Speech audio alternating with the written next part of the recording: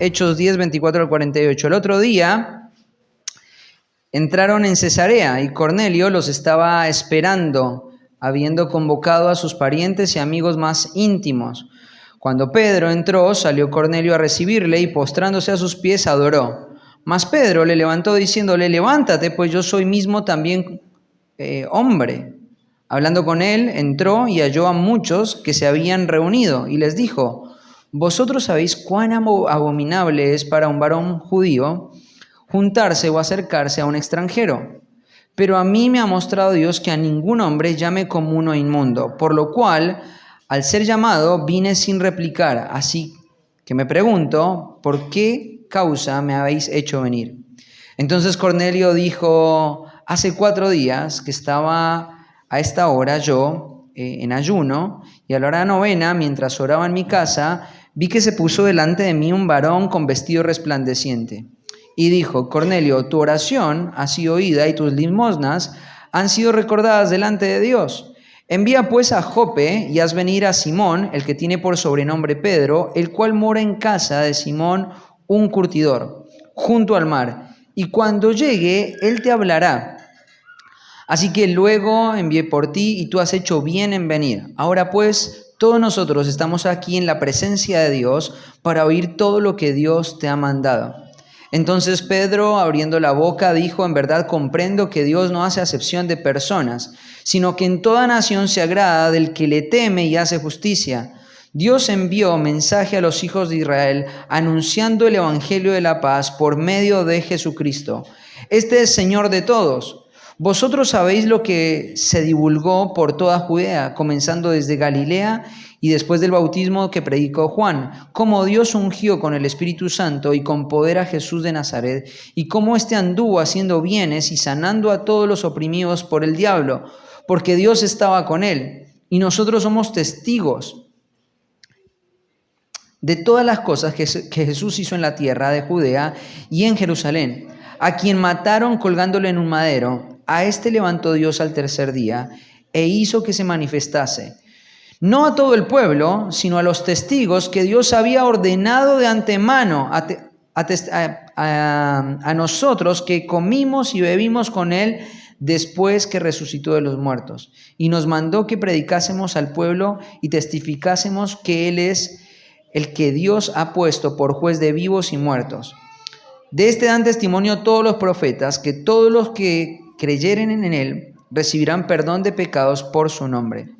Mientras aún hablaba Pedro estas palabras, el Espíritu Santo cayó sobre todos los que oían el discurso, y los fieles de la circuncisión que habían venido con Pedro se quedaron atónitos de que también sobre los gentiles se derramase el don del Espíritu Santo, porque los oían hablar en lenguas y que magnificaban a Dios. Entonces respondió Pedro: ¿puede acaso alguno impedir el agua para que no sean bautizados estos que han recibido el Espíritu Santo también como nosotros? Y mandó bautizar en el nombre del Señor Jesús. Entonces le rogaron que se quedase por algunos días. Esta es una porción que es realmente emocionante, ¿no? Las Escrituras nos cuentan esta historia que nos toca a nosotros de muy cerca. Si este momento de la historia no hubiese ocurrido, no hubiese acontecido, vos y yo no estaríamos acá escuchando el mensaje de la palabra. Pero una de las cosas que podemos darnos cuenta es el hecho de que Dios tenía un plan de redención mucho más grande que lo que el pueblo de Israel podría visualizar, ¿no? Y recordando un poquito lo que hemos venido tratando, Dios está elaborando y llevando adelante una escena. Es una escena donde Dios es el protagonista. Él está moviendo los hilos. Él está dirigiendo todos los elementos de esta escena. Como un actor de cine o como un director de teatro, Él está detrás de bambalinas llevando todo hacia donde Él quiere. Y en primer lugar vimos ahí en los primeros versículos que Dios estaba preparando el corazón de Cornelio para que él pudiera recibir el mensaje de Dios. Y vimos cómo Cornelio, su disposición a agradar al Señor, su disposición a la obediencia, había sido preparada de manera tal de que ella estaba listo para el mensaje. Entonces el Señor, viendo que el corazón de Cornelio había sido preparado, envía un ángel, ¿no? Y en medio de la oración, este ángel viene con un mensaje y le dice: necesitas un predicador, necesitas alguien que venga a cosechar, necesitas alguien que levante el fruto. La tierra está lista, el campo está preparado, es el momento de cosechar, tenés que llamar al cosechador. Y en la segunda predicación vimos precisamente eso, ¿no? Cómo el Señor tuvo que trabajar en la vida y en la mente y en los prejuicios que Pedro tenía para poder ser un testigo eficaz, yendo a este hombre gentil, el Señor poniéndole la presión de que vaya más allá de sus prejuicios, más allá de sus tradiciones, más allá de su historia, más allá de su crianza, más allá de su formación, más allá de su cultura. El Señor pone la obediencia por delante. Y entonces terminamos ahí la escena con Pedro recibiendo a estos hombres, a estos gentiles, a estos siervos de este Cornelio, de este centurión romano. Y ahora nos quedamos ahí. El campo está preparado, el cosechador está preparado y ahora los dos se van a encontrar. Dos mundos se van a encontrar. Ahora, los dos necesitaban ser preparados, ¿no? La providencia de Dios los estaba preparando.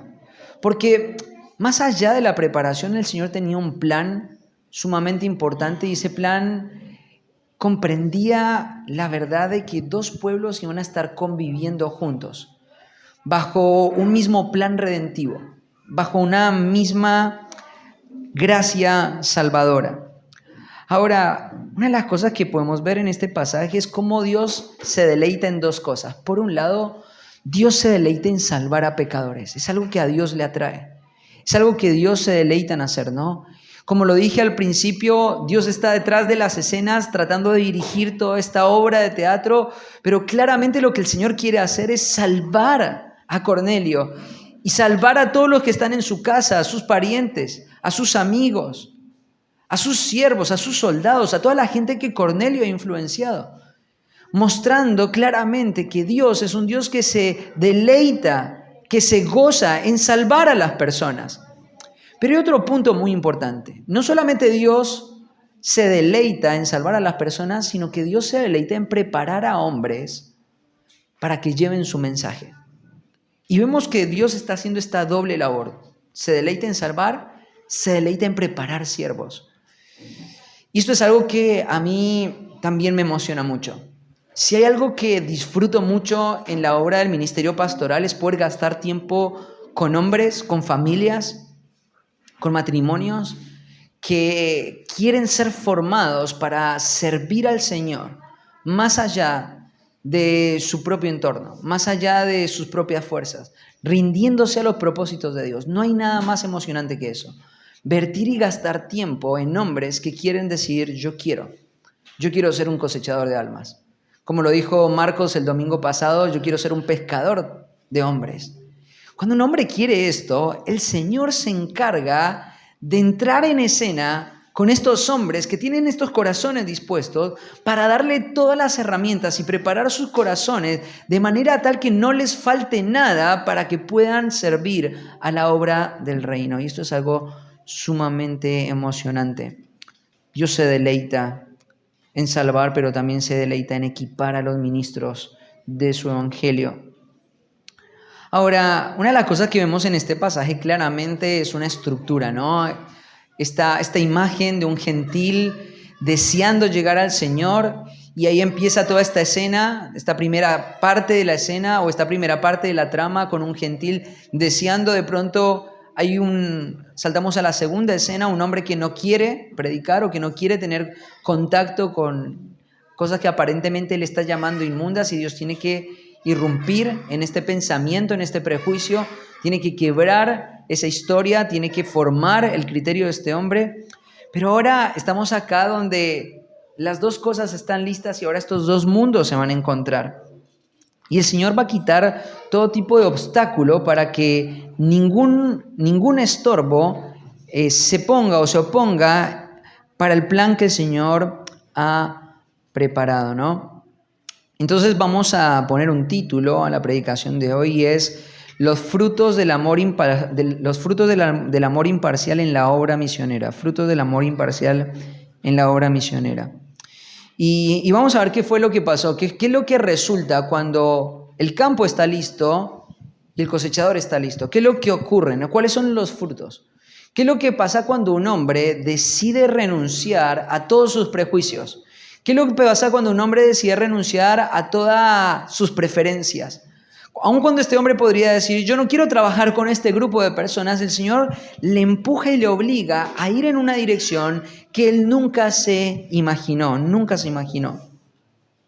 Y entonces ahí arrancamos en el versículo 24 leyendo, ¿cierto? Esta historia. Y mira lo que dice el versículo 24 al 29. Entonces al otro día entraron a Cesarea, ¿no? Y ahí vemos a Pedro viajando de camino de Jope a Cesarea. Como lo mencionamos la vez pasada, estos son más o menos unas 10 horas de viaje. Seguramente lo que ha pasado es que tanto Pedro con los siervos de Cornelio y el soldado, junto con un grupo de judíos que también le está acompañando, empiezan a viajar hacia Cesarea, y ellos están llegando seguramente cerca del mediodía, ¿sí? Ellos han salido muy temprano. Ahora, una de las cosas que vamos a ver es cómo Cornelio había trabajado en una forma tal de que nadie se perdiera lo que estaba aconteciendo. Fíjate lo que dice ahí el texto, ¿no? Porque dice, lo estaba esperando, habiendo convocado a sus parientes y a sus amigos más íntimos. Y aquí vamos a adentrarnos en el primer punto, ¿no? Cuando vencemos las barreras de la parcialidad, Dios permite oportunidades asombrosas. Cuando vencemos las barreras de la parcialidad, Dios permite oportunidades asombrosas. Y Pedro seguramente no se imaginaba toda la escena que estaba por desarrollarse. Seguramente Pedro lo que escuchó fue la visión de Cornelio. Él se imaginaba encontrarse con un soldado solamente. Y de repente cuando él llega a la casa de Cornelio, él se encuentra con que no está solo Cornelio. Hay un grupo bastante grande de personas. Y hay una característica en este grupo de personas. Todos son gentiles. Ninguno de ellos es parte del pueblo de Israel. Ahora, Cornelio había sido un hombre, como lo dijimos anteriormente, que había sido entrenado para dirigir, para liderar, para influenciar. Y esta influencia que Cornelio estaba teniendo ahora en sus años de retiro la estaba aprovechando para poder empujar y poder contagiar a personas con este deseo de querer conocer a Dios. Y ahora, claramente estas personas habían vivido el rechazo por parte del mundo judío, y ahora un judío va a entrar adentro de una casa de un gentil para decir algo que evidentemente Dios quiere decirles. Esto es un momento extraordinario. Ellos están ahí sedientos, ellos están buscando sus almas, sus corazones, están llenos de expectación por lo que va a acontecer. Pero una de las cosas emocionantes de esto es que Cornelio había llamado a sus más íntimos. La palabra que se utiliza ahí es a personas que era necesario que estuvieran ahí. La palabra íntimos eran las personas que era necesaria que estuvieran ahí. Esa palabra tiene una composición de significado bastante grande. Por un lado comunica esto. Habían personas que Cornelio había trabajado en sus vidas para tratar de convencerles en esta dirección. El Dios de Israel es el Dios verdadero. Cornelio había trabajado incisivamente e intencionalmente en personas para que ellos entendieran esto. ¿Por qué razón Cornelio hizo esto? Bueno, el texto nos dice acá, porque eran amados. Claramente lo que le estaba pasando a Cornelio era que en la medida que él más se sumergía en este Dios de Israel, en la medida que él leía más los textos, él más se iba dando cuenta de que este Dios parecía ser el Dios verdadero. Él había vivido una vida de paganismo, él había vivido una vida de un soldado romano, seguramente con un sistema religioso lleno de dioses, que él seguramente en guerras o en momentos de su vida había venerado, pero ninguno de estos dioses había llenado su corazón. Y de repente él empieza, en este momento de su vida donde él se está retirando de su labor como soldado y ha llegado a la tierra de Palestina, se encuentra con este Dios de los judíos y empieza a generarse una curiosidad y un hambre por este Dios y empieza a leer acerca de este Dios y él empieza a percibir, este parece ser el verdadero Dios.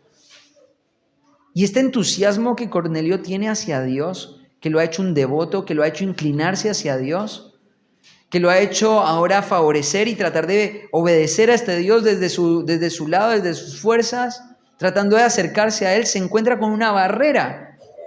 Los que tienen acceso a este Dios no lo quieren compartir.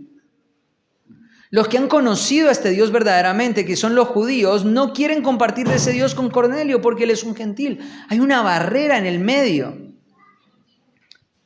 Pero a pesar de esta barrera, Cornelio no bajó los brazos.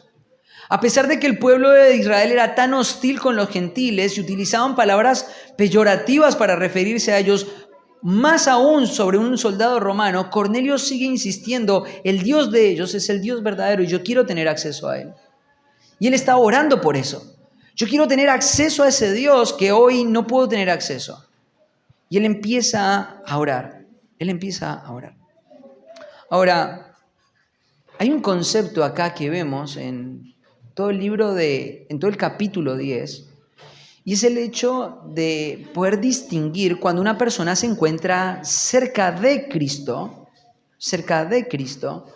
y cuando una persona está en Cristo. Son dos cosas muy distintas. Cornelio estaba cerca de Cristo, muy cerca de Cristo. Hay personas que se acercan a Cristo, pero no es lo mismo estar cerca de Cristo que estar en Cristo. Y lo que vamos a ver acá es un proceso donde un hombre deja de estar cerca de Cristo para llegar finalmente a estar en Cristo. Quiero decirte una cosa, en la vida eterna, en el cielo, no van a entrar personas que están cerca de Cristo. Las personas que estuvieron cerca de Cristo van a ser personas que finalmente van a ser rechazadas por Dios. Los únicos que van a poder tener acceso a la vida eterna, al cielo, a la eternidad, son aquellos que están en Cristo. Y esto es algo muy importante, y esto es una distinción muy importante de hacer en nuestro tiempo. Sobre todo en un tiempo donde hay tanta confusión acerca de este asunto. Sobre todo en este tiempo donde hay tanta confusión, donde hay personas que tienen una idea de Dios que no es la imagen que la Biblia proporciona acerca de Dios.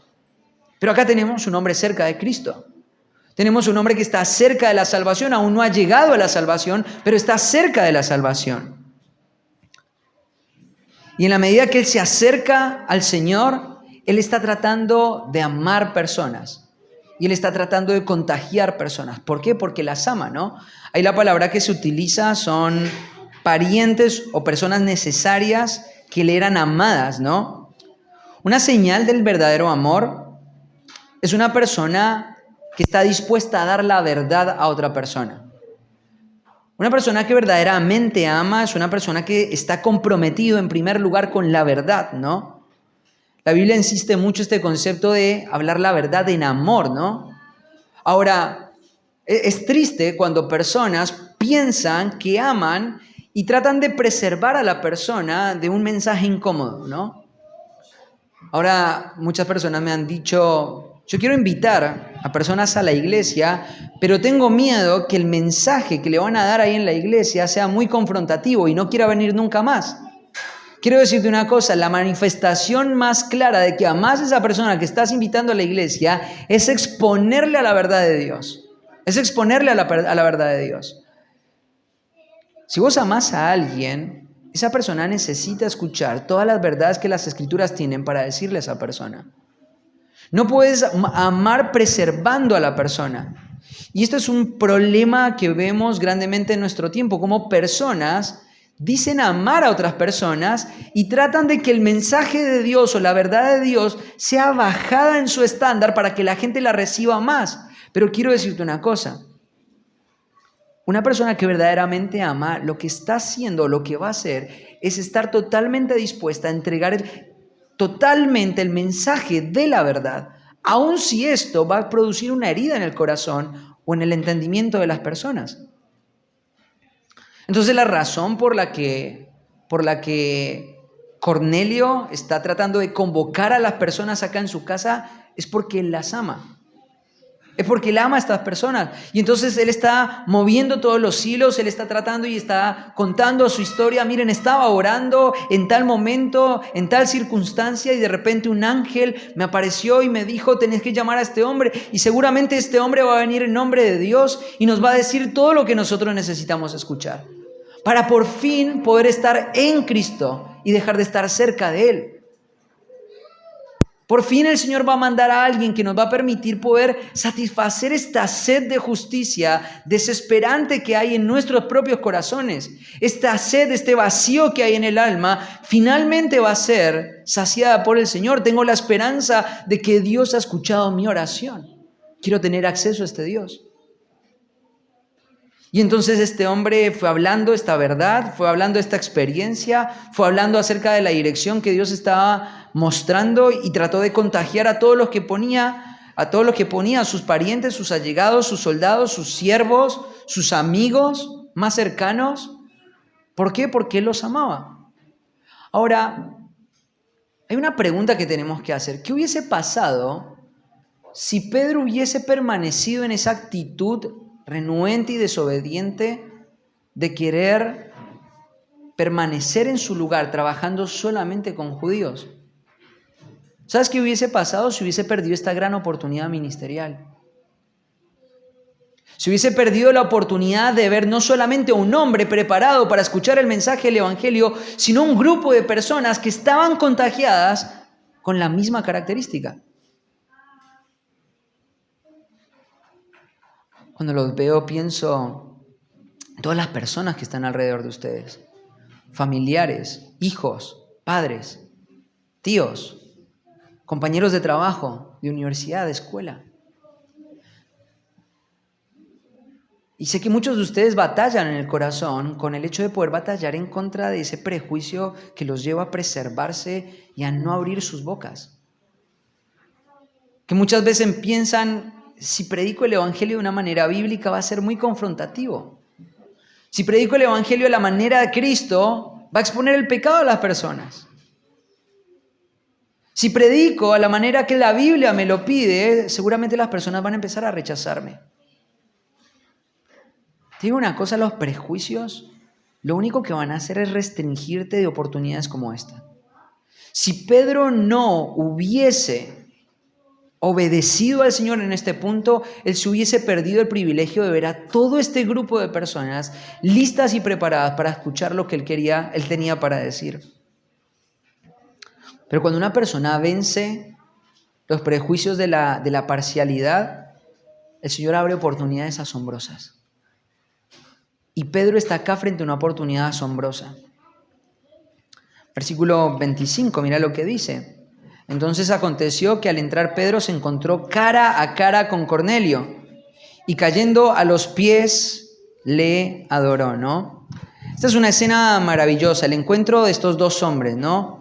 Por un lado, un hombre judío, un hombre que desde niño le habían enseñado una serie de tradiciones y de normas, y él estaba ahora a punto de quebrar todas las tradiciones y las normas que desde niño le habían enseñado. Pero por el otro lado te encontrás con un soldado romano, ¿no? El soldado romano, el centurión, era un emblema del Imperio Romano. No sé si a vos te gusta la historia, a mí me gusta mucho la historia. El Imperio Romano fue un imperio sumamente grande, sumamente poderoso. No sé si te gusta, mi hija odia la geografía, yo me la podría pasar viendo mapas, pero ¿viste alguna vez un mapa de Europa? ¿Te acordás la botita de Italia? Ahí arrancaba el Imperio Romano, ¿no?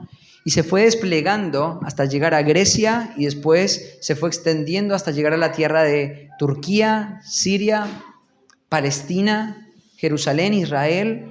Y no solamente ahí, sino que fue abarcando todo Egipto y el norte de África. Y para el otro lado se fue extendiendo hacia Alemania, el sur de Alemania, el sur de Francia, toda la parte de la península ibérica, toda la parte de España, que seguramente era ahí donde había estado Cornelio trabajando como soldado. ¿Cuál fue el elemento que llevó al Imperio Romano a tener semejante dominio, a tener semejante imperio? Bueno, sus emblemas militares, su estrategia militar. Los militares eran el orgullo de Roma. Los centuriones eran el orgullo de Roma. A un punto tal de que los soldados romanos tenían grandes privilegios, como la ciudadanía, como retiros asegurados, tierras que el imperio les iba dando. Y bueno, precisamente Cornelio había sido un hombre que había sobrevivido seguramente a muchas guerras y ahora estaba en Cesarea Marítima, en una etapa de retiro, y le habían dado muchas tierras por ser un buen soldado romano. La imagen de un soldado romano era una imagen imponente, era una imagen de fuerza, era una imagen de orgullo, era una imagen representativa del poder dominante más grande que había en ese momento en la tierra. Eso era un soldado romano, eso era un centurión. Ahora, este hombre que había sido curtido y enseñado en el orgullo de ser un romano, un ciudadano romano, que había sido enseñado e instruido de que pertenecer a esa ciudadanía no tenía ningún grado de comparación con ningún otro tipo de privilegio en vida, este hombre que había sido enseñado para poder ser un hombre de fuerza, de repente se encuentra con Pedro y está postrado en sus pies. Está postrado en sus pies. Ahora, esto es una escena bastante extraña, porque vos tenés que entender el trasfondo de lo que está pasando acá. Israel es simplemente una nación que ha sido dominada por los romanos. Nunca un ciudadano romano se hubiese puesto de rodillas y a los pies de un judío. Nunca. En ningún escenario. No era probable. Los romanos veían a los ciudadanos judíos como una plaga muchas veces. En Roma, por ejemplo, en un momento en el primer siglo, un poquito antes del primer siglo, había un grupo de judíos que vivían en Roma que fueron expulsados de Roma, que se le llamaban los expatriados o los expulsados. Los romanos veían a los judíos como una plaga, como una raza inferior, como gente que ellos habían logrado dominar, más aún un soldado. Y de repente, este soldado, el emblema del orgullo, está postrado en sus pies delante de un pescador, delante de un Galileo, delante de un hombre que su apariencia, su olor, su aspecto no comunica la imagen de un hombre respetable. Pero quiero decirte qué es lo que está haciendo Cornelio. Cornelio, como ciudadano romano, ellos tenían una costumbre. Ellos, cuando se saludaban con alguien que era un par, lo que generalmente hacían era saludarse con un beso en la boca, ¿sí? Eso es lo que hacían los romanos. Entre hombres, entre mujeres, se saludaban con un beso en la boca. Cuando una persona representaba un rango un poquito superior, ¿sí?, se le saludaba a esa persona con un beso en la mejilla. Pero cuando alguien era realmente importante, no sé, imagínate el César o un senador, un gobernador senatorial, ahí sí lo que hacían los soldados era ponerse a los pies y besar los pies de esa persona que era sumamente importante. Ahora, ¿te das cuenta de lo que está pasando en el corazón de este hombre? Este hombre está frente a un hombre hosco, frente a un hombre rudo, frente a un pescador de Galilea que seguramente no tiene un lenguaje claro para hablar, tiene una forma de hablar más bien torpe.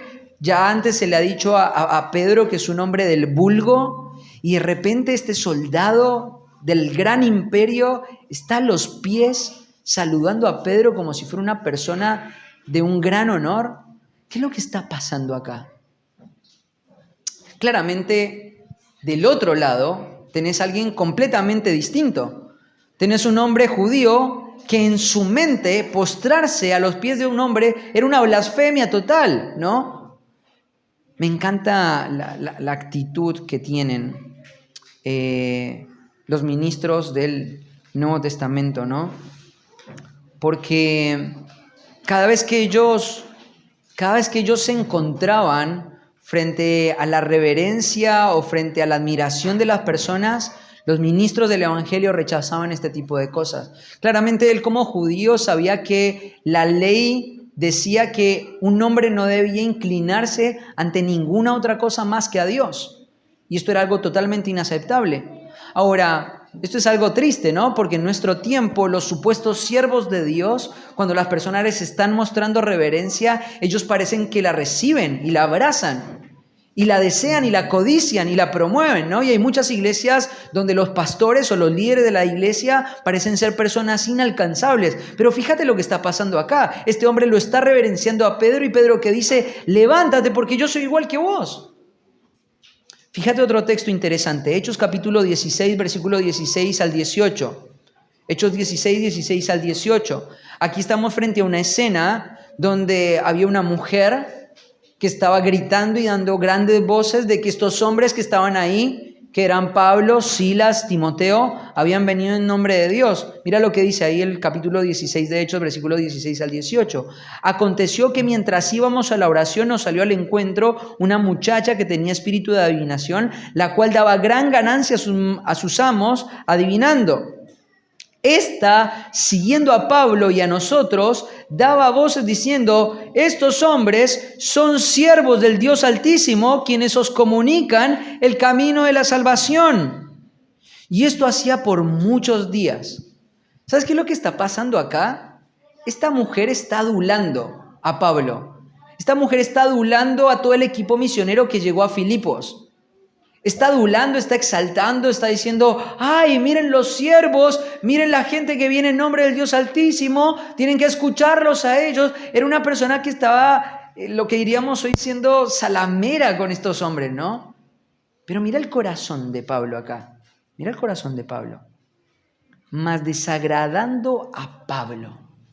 ¿Sabes qué es lo que debería sentir un líder cristiano, un pastor, una persona que está sirviendo a la iglesia cuando las personas lo alaban, cuando las personas lo promueven, cuando las personas lo exaltan? Este tipo de cosas, desagradándole a Pablo.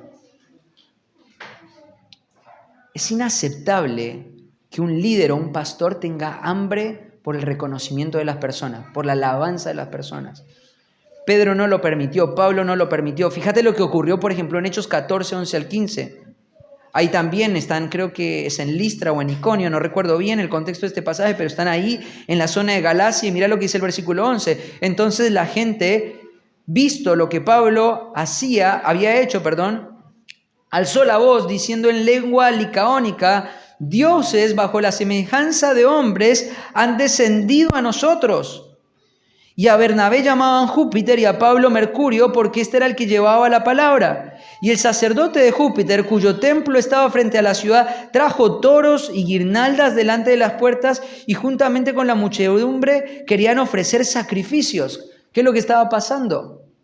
Pablo estaba entrando acá, a Listra y a Iconio, y estaban predicando el mensaje de salvación y claramente estos hombres venían en nombre de Dios, Dios los había enviado y ahora estaban haciendo el ministerio de la predicación. Y la gente, en vez de ver al Dios que ellos estaban proclamando, vieron a estos hombres y empezaron a alabarlos y empezaron a traerles ofrendas y empezaron a traer bienes materiales. ¿Cómo reacciona un pastor? ¿Cómo reacciona un líder cuando la gente no tiene criterio y no logra distinguir que lo importante no es el que está dando el mensaje, sino lo importante es el mensaje en sí mismo? ¿Cuál es la reacción de estos hombres? Fíjate cómo sigue el texto. Cuando lo oyeron los apóstoles, Bernabé y Pablo, rasgaron sus ropas y se lanzaron entre la multitud, dando voces y diciendo, varones, ¿por qué hacéis esto? Mirad la expresión. Nosotros también somos hombres semejantes a vosotros. Nosotros también somos hombres semejantes a vosotros. ¿Sabes qué es lo que debería sentir un ministro cuando la gente lo está aludando, lo está adulando, lo está alabando, lo está exaltando? Dolor en su corazón, porque la gente no está entendiendo la naturaleza del ministerio, el llamado del ministerio, el propósito del ministerio. El propósito del ministerio no es exaltar a hombres, el propósito del ministerio no es exaltar pastores, el propósito del ministerio no es hacer famoso a alguien. El propósito del ministerio es dar el mensaje de manera objetiva, clara y precisa, para que la gloria sea de Dios y solamente de Dios. Y eso es precisamente lo que está pasando acá. Cornelio se tira a los pies diciendo, vos sos la persona de mayor importancia, voy a besar tus pies. Y Pedro le dice, no, levántate, yo soy igual que vos. No hay ninguna diferencia entre vos y yo, no hay ningún tipo de diferencia. No hay ningún tipo de diferencia, tenés que levantarte. Creo que es importante entender esto. Si el Señor está poniendo un peso en tu corazón por servir a la iglesia de Cristo, tenés que entender que algo que debes, de lo cual huir, es de la alabanza del hombre. Es de la adulación del hombre. Dios rechaza esto. Y los ministros legítimos de Cristo rechazan esto también. Es interesante porque ahí la expresión que utiliza Pedro es una expresión que tiene énfasis, tiene varios pronombres intensivos. Yo mismo soy un hombre, yo mismo soy un hombre. Ahora, esta expresión deja ver claramente que Pedro está empezando a cambiar su forma de pensar. Porque acá no está diciendo yo soy judío o yo soy un escogido de la nación de Israel. Él está diciendo yo soy un hombre, yo soy un andropos, ¿no? Soy un hombre, no hay ninguna diferencia, ¿no? Ahora, para establecer una sana relación y ser un ministro fiel, el mensajero debe poner al receptor en un plano adecuado. Eso es algo de suma importancia. La forma en la que Pedro le habla es de manera autoritativa. No voy a permitir, levántate, hay un imperativo ahí, levántate, no es una sugerencia, no es, bueno, trata de no alabarme así, sería bueno de que te... No, Pedro le va a decir, no voy a permitir bajo ninguna circunstancia de que vos te confundas. Yo vengo a hacer el ministerio, yo vengo a predicar la palabra, pero quiero que haciendo el ministerio todo lo que yo haga resulte en la gloria del Señor. Porque si esto resulta en mi gloria, no es gloria para el Señor. Y yo estoy acá para promover la gloria del Señor. Entonces, el tono de Pedro es autoritativo. Levántate en este mismo instante. Ahora, mira cómo sigue el versículo 27. Y hablándole, hallaron a muchos reunidos. Es interesante porque lo que está pasando acá es que Pedro está hablando, Cornelio le ha salido al encuentro afuera de la casa y se ha postrado delante de él. Y bueno, Pedro ha puesto en un plano correcto la relación entre él y Cornelio, entre el sembrador y el campo. Hay una relación correcta, no hay distorsión alguna. Y entonces, una vez que esto se equiparó, él se pone de pie, él entiende que no tiene que hacerlo, empiezan a caminar juntos para dentro de la casa. Ahora, seguramente la casa de Cornelio, donde él se había encontrado, las casas solían tener un sendero bastante amplio en el frente y después solían tener pasillos que estaban adornados con varias columnas por donde la gente solía caminar, y entonces seguramente lo que Cornelio hizo fue llevarlo a Pedro por ese lugar, por esas columnas. Y al fondo de esas columnas había una habitación, una sala grande, que era donde se hacían los grandes banquetes o las grandes fiestas. Y cuando se abre la puerta, seguramente lo que pasó fue que Pedro se encontró con que no iba a hablar solo con Cornelio. Habían muchos reunidos ahí. Esta palabra reunidos se usa para describir un grupo de personas que han sido convocadas para un propósito en particular. Estas personas no están accidentalmente en ese lugar. Esas personas están intencionalmente en ese lugar. Y entonces Pedro está frente a una gran oportunidad ministerial, ¿no? Y todo el tiempo me pregunto, ¿qué hubiese pasado si Pedro no hubiese cedido y hubiese conservado sus prejuicios? Nunca hubiese encontrado a estas personas. Entonces mira lo que dice el versículo 28. Entonces dijo a ellos: vosotros comprenden cuán ilícito es a un varón judío ser unido o ser asociado a un extranjero. Y entonces ahí va a empezar una conversación. Porque mira lo que dice ahí. Ahí hay un cambio en el diálogo. Primero venía Pedro y Cornelio hablando ellos solos. Seguramente el séquito de personas que habían viajado con Pedro estaban detrás de él, ¿no? Los dos siervos, el soldado y el grupo de judíos fieles que lo habían acompañado a Pedro desde Jope. venían atrás y Cornelio venía hablando con Pedro, dándole la bienvenida, y de repente entra a la sala donde están todos. Entonces ahí Pedro deja de hablarle a Cornelio para hablarle a todo el auditorio, incluyéndolo a Cornelio, pero ahora fíjate que ahí la expresión griega dice, ahora le dice a ellos en plural, entonces ya no es una conversación singular, sino que esto se convierte en una predicación pública. Mira lo que va a arrancar diciendo. Lo primero que les va a decir, ustedes saben cuán ilícito es, ¿no?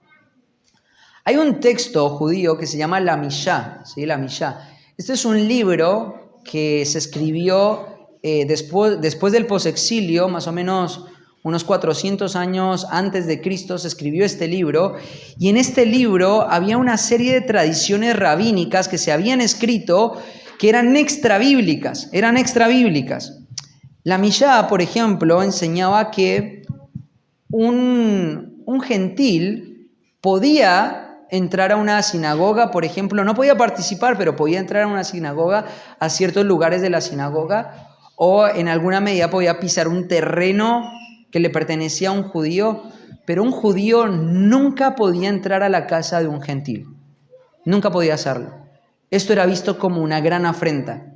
Era visto como un gran delito, ¿no? ¿Ustedes están criando hijos acá? ¿Quiénes crían hijos? ¿Alguna vez le enseñaste a tu hijo a no robar? ¿Sí? Yo le enseño a mis hijos a no robar. ¿Le enseñas a tus hijos a no mentir? ¿Sí? ¿Le enseñas a tus hijos a que no te falten el respeto? ¿Sabes qué le enseñaban a Pedro cuando era niño? Nunca se te ocurra entrar en la casa de un gentil. Nunca. Este hombre, Pedro, tiene una conciencia formada por años que le ha dicho, es malo entrar en la casa de un gentil. Cuando las Escrituras no decían absolutamente nada con respecto a esto. No hay ningún texto en el Antiguo Testamento que indique que entrar a la casa de un gentil era un pecado. Ahora, para que este hombre pudiera obedecer al Señor, iba a tener que ir en contra de lo que sus padres le habían enseñado. Tenía que ir en contra de lo que su cultura le había enseñado. Tenía que ir en contra de lo que las escuelas le habían enseñado a él. ¿Sabes por qué? Porque lo que le habían enseñado no se acondicionaba al mensaje de Dios. No estaba en la palabra. Había un aspecto de la cosmovisión de Pedro que estaba equivocado. Y sabes una cosa, Dios había señalado esto claramente en la vida de Pedro, y Pedro ahora se estaba enfrentando a una gran barrera, y entonces lo primero que él va a decir es, ¿saben una cosa? Para mí como judío esto es ilegal, esto está mal. Pero no solamente lo sabía Pedro, la audiencia que lo estaba escuchando también lo sabía. Esto es una escena triste porque, ¿sabes? Cuando yo leía estas palabras pensaba, la audiencia, los gentiles, nunca habían podido entrar o nunca habían podido traer a un judío a sus casas para que les enseñara la palabra de Dios. ¿Vos pensás que estos gentiles que estaban sedientos de la justicia no habían intentado en algún momento traer algún rabino, algún maestro o algún judío que les enseñara las Escrituras? Sin duda alguna, Pedro no está diciendo nada nuevo para estos gentiles. Estos gentiles que están ahí, desde la perspectiva del mundo se pueden ver muy arrogantes, pero desde la perspectiva de Israel eran rechazados, eran considerados inmundos, eran odiados. Y de repente Pedro está entrando ahí y es la primera vez en su vida que ven a un judío entrar en la casa de un gentil. No porque el judío que está entrando en la casa es distinto. Mira lo que dice ahí. Dios me mostró que a ningún hombre diga yo inmundo o común. ¿Te imaginas las palabras de aliento que fueron para estos gentiles sedientos? ¿Te imaginas el bálsamo para el alma de estas personas que habían buscado a Dios tanto tiempo, pero que se les había negado una y otra vez que un judío viniera y les enseñara? Todas las veces que los judíos los habían rechazado porque no podían escuchar el mensaje de Dios. Todas las voces de desaprobación, de racismo, de separación, de segregación, de odio que había hacia ellos. Y de repente escuchar que Dios los está aceptando. Esto es una oportunidad incomparable. Esto es una oportunidad que Pedro nunca se hubiese imaginado lo que el Señor estaba haciendo. Y te digo una cosa, siempre que pienso, nosotros cuando callamos, cuando deberíamos hablar pero callamos, yo pienso todas las oportunidades de gracia que habremos perdido. Pensando, no, esta persona nunca va a creer en el Evangelio. Pensando, esta persona nunca va a escuchar. Y de repente abrir tu boca, predicar el Evangelio, decir la verdad de Dios, y esta persona decirte, esto es lo que yo necesitaba. Y encontrar en las palabras que vos tenés, en el mensaje que Dios te ha dado, todo lo que esa alma necesita. Entonces ustedes saben cuán ilícito es que yo esté acá, pero acá estoy. ¿Y saben por qué estoy acá? Porque Dios me está mandando a quebrar un prejuicio que no tiene ningún fundamento bíblico. Y esto es un principio muy importante.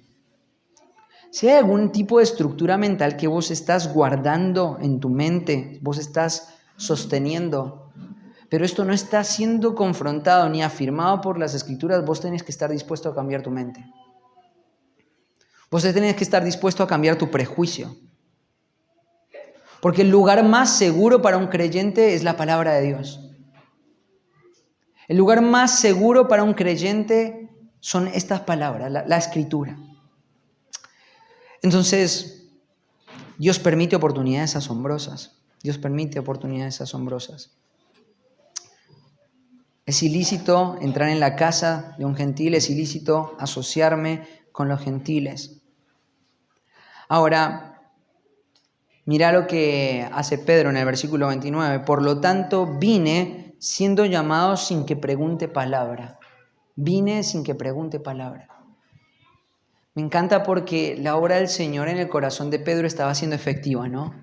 Este hombre que estaba diciendo, no, Señor, yo no quiero, no voy a comer, nunca he comido. Y el Señor 3 veces le tuvo que decir, una vez más le tuvo que decir, y estando en el ministerio presencial le tuvo que decir, este hombre que se resistía a los propósitos de Dios, que era un terco, porque no quería abrazar la voluntad de Dios para su vida, ahora está diciendo, bueno, mi corazón está listo.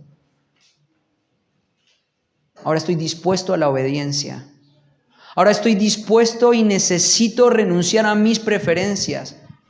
Ahora estoy dispuesto a renunciar a mis tradiciones. Ahora estoy dispuesto a vencer mi comodidad. Estoy dispuesto a vencer esto. Porque no hay beneficio más grande para un creyente que la obediencia al Señor. No hay beneficio más importante para una persona que escuchar las palabras de Dios y decir, lo hago. Y entonces Pedro está en este punto, ¿no? Cuando escuché, cuando vi la dirección de Dios, cuando la voluntad de Dios se clarificó, ¿sabes qué hizo él? Vine sin hacer ningún tipo de réplica. Vine sin ningún tipo de excusa. No hice ningún tipo de palabra, no emití ningún tipo de palabra. Dije, voy. Este es el plan de Dios para mi vida. Yo muchas veces insisto en los discipulados, nunca digas nunca. Nunca digas nunca. Cuando el Señor te salva y se convierte en el amo de tu vida. Y vos tenés que calcular el precio de eso. Ninguno que empieza una casa la empieza sin calcular el costo. Si vos querés entregar tu vida a Cristo, tenés que calcular el costo. Porque si estás en Cristo no puedes decir nunca, nunca puedes decir nunca. Tienes que estar dispuesto. Yo estoy seguro que si le hubiesen preguntado el primer año a Pedro, ¿entrarías en la casa de un gentil para hablarle del Evangelio? Él hubiese dicho nunca. Él hubiese dicho nunca. ¿Estarías dispuesto por el bien del reino ir al mundo gentil y hablarle a estas personas desparramando el Evangelio? Nunca. Pedro hubiese dicho nunca. Pero a veces el Señor toma la vida de estos hombres que dirían nunca y hace lo que Él quiere para manifestar su gloria, ¿no? Y ahora está ahí. El que antes podría haber dicho nunca, ahora está diciendo, no tengo nada para decir. Mi vida no es mía, es del Señor. Esta es la dirección en la que Él me está dirigiendo. Yo quiero hacer su voluntad. No hay duda alguna que esta es su voluntad. Esto es lo que voy a hacer.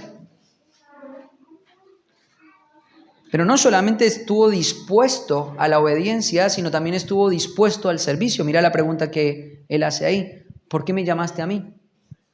¿Qué puedo hacer por ustedes?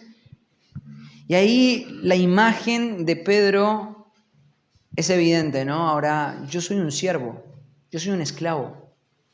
Yo no estoy acá para que me alaben, para que se inclinen delante de mí. No estoy para eso, estoy acá para servir.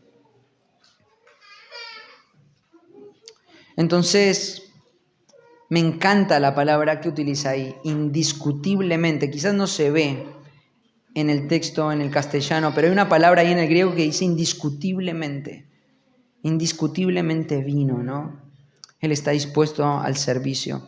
Segundo punto, cuando vencemos las barreras de la parcialidad, Dios permite oportunidades asombrosas en primer lugar, pero en segundo lugar, Dios prepara corazones para la obediencia.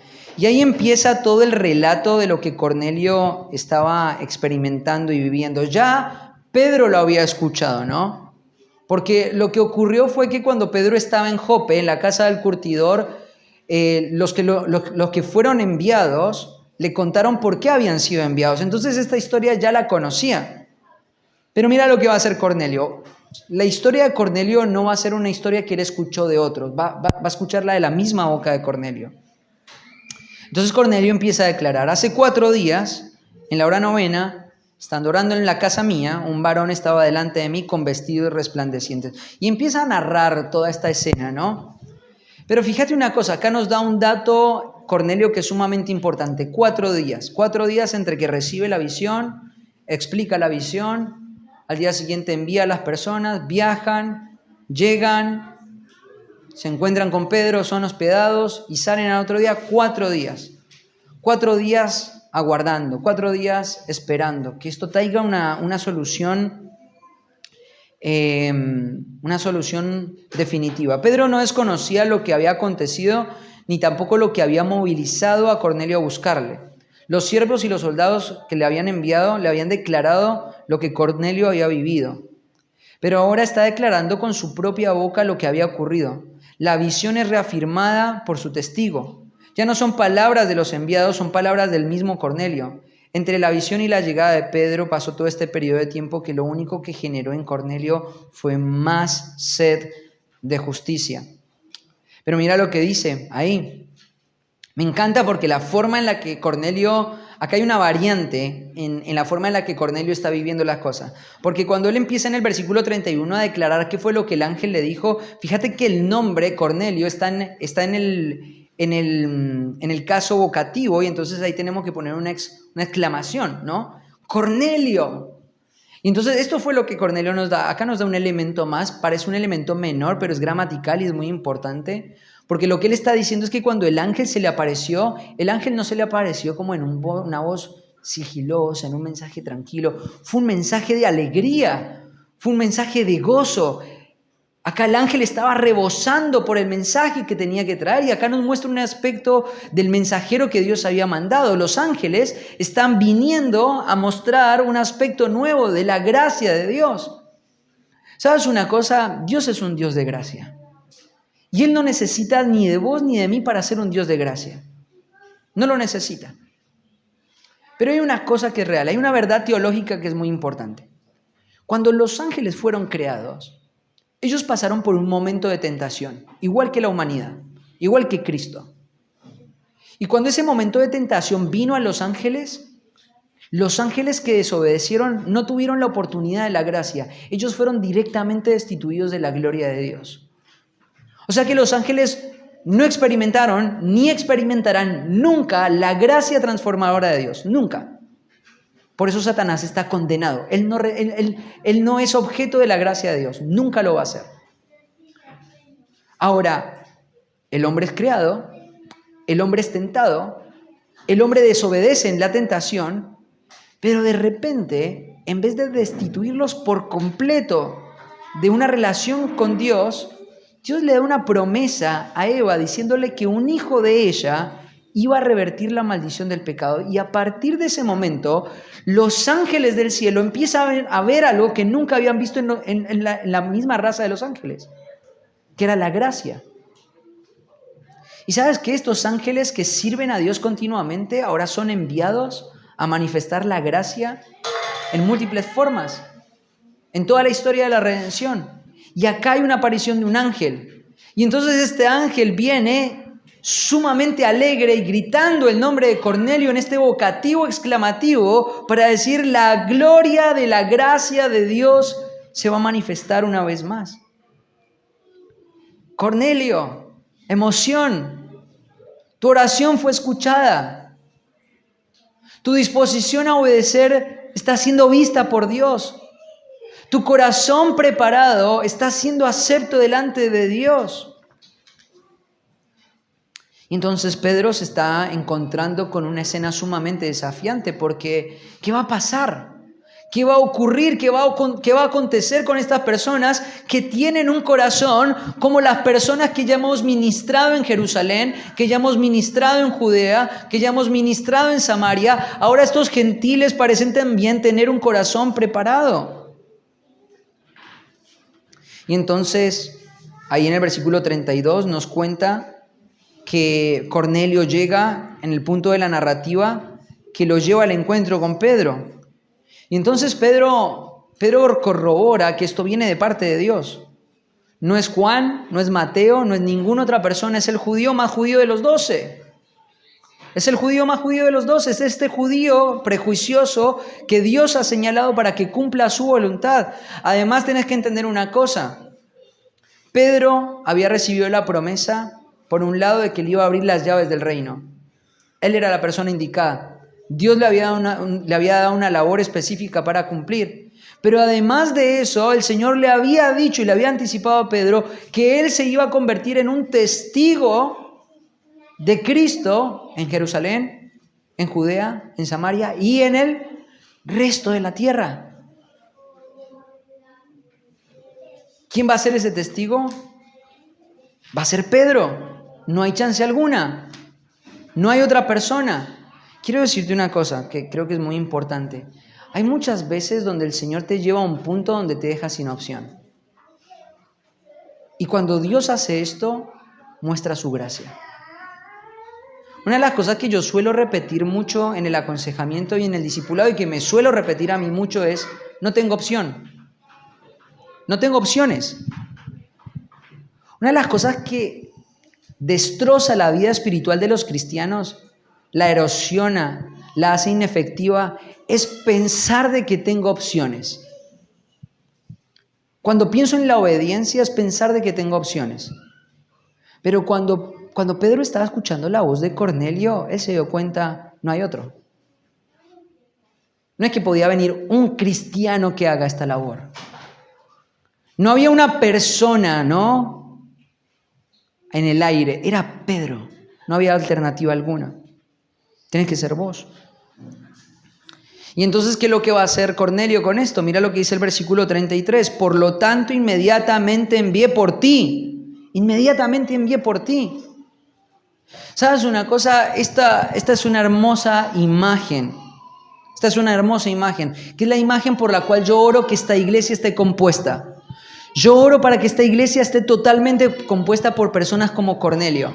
Personas que están diciendo: ahí en ese lugar se está dando el mensaje de Dios sin alteración. Ahí en ese lugar se está predicando la palabra con fidelidad. Ahí no hay personas que están buscando intereses personales, sino lo único que están buscando es dar el mensaje de Dios. Si vos estás acá en esta mañana porque vos tenés hambre para escuchar el mensaje objetivo de Dios sin alteración, y estás viniendo acá y estás teniendo este corazón, quiero decirte que este es el lugar para vos.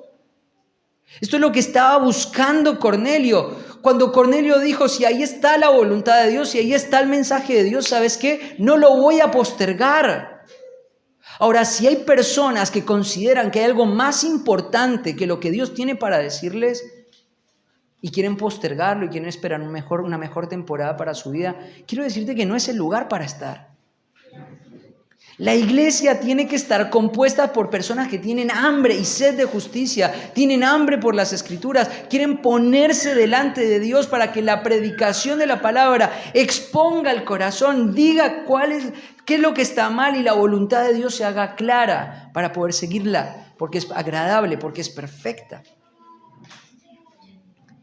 Y esas son las personas que deben componer a la iglesia, personas como Cornelio que dicen inmediatamente mandé por vos. No fue mañana, no fue pasado mañana, no fue el año próximo, fue inmediatamente bien por ti. Mira lo que dice ahí. Entonces tú hiciste bien viniendo. Hiciste bien viniendo. Qué hermosa expresión. No solamente fue bueno que él mandara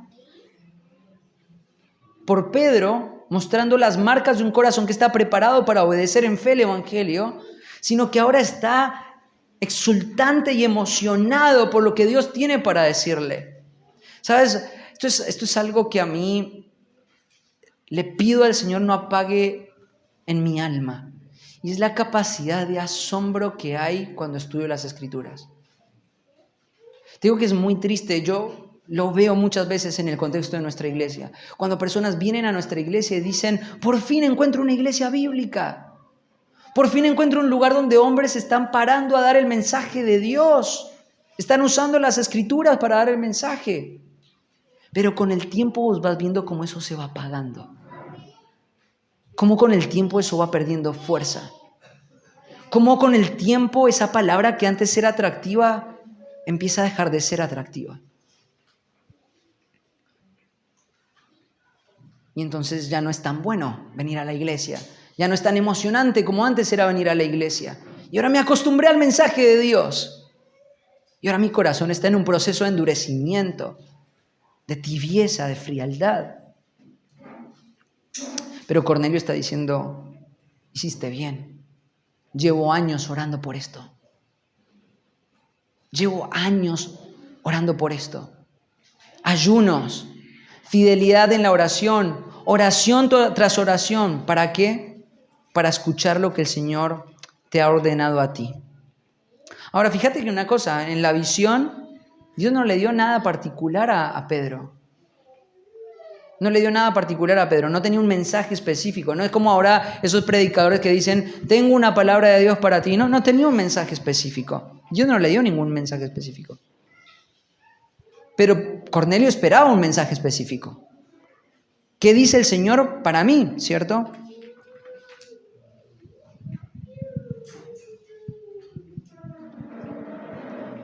Porque mira lo que ellos dicen ahí, ¿no? Ahí esa expresión es muy fuerte también. Por lo tanto, todos nosotros delante de Dios estamos presentes para escuchar lo que Dios te ha ordenado a ti. Delante de Dios. Vos decís, no. Ya Pedro le ha explicado a Cornelio, vos no estás delante de Dios, estás delante de un hombre igual a vos. Ahora, ¿por qué Cornelio sigue diciendo que están delante de Dios? Ahora, ¿qué es lo que está pasando acá? Acá lo que va a pasar es que hay una audiencia y hay un mensajero. Es Pedro, es un predicador. Y él va a predicar la palabra. Y acá una vez más vemos en las Escrituras este medio de gracia de Dios para salvar y transformar la vida de las personas. No lo vemos solamente acá, lo vemos, por ejemplo, en Apocalipsis, ¿cierto? Cuando el Señor nos enseña de que la presencia del Señor camina cuando la iglesia está convocada y la proclamación de la verdad está siendo dada. ¿Sabes una cosa? Cornelio y los gentiles se veían delante del Señor. No están delante de Pedro, están delante del Señor. Porque lo que Pedro va a decir va a ser el mensaje preciso y exacto de parte de Dios. Entonces, cuando vos vences tus prejuicios, cuando vos vences tu parcialidad, el Señor empieza a preparar corazones.